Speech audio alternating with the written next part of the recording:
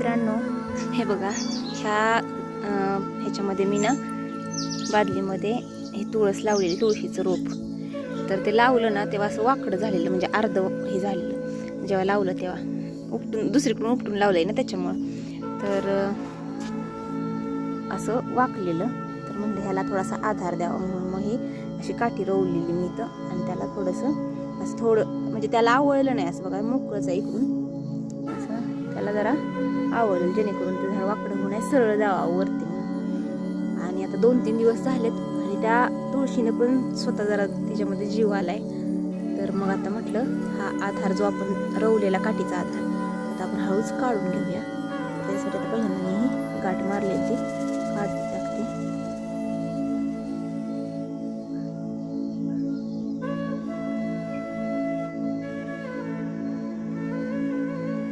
आणि हळूच हिने आपला आधार लावलेला तो पण आपण काढून घेऊया. आणि बघूया हे झाड सरळ राहतंय वाकडं होतंय.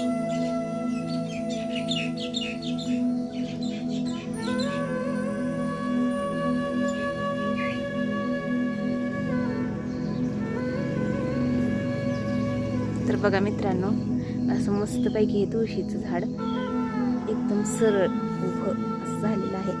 हे बघा.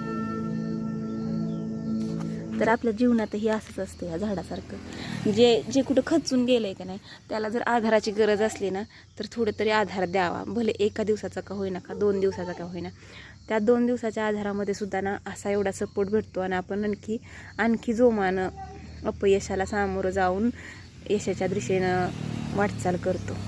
असं माझं तरी पर्सनली मत आहे की जर एखादं खचून गेलं असेल तर त्याला आधार देण्याचं काम आपण नक्कीच केलं पाहिजे. तर तुमचं ह्या गोष्टीवरती काय मत आहे मला कमेंटमध्ये नक्की सांगा. आणि चॅनलला सबस्क्राईब करा. बाय.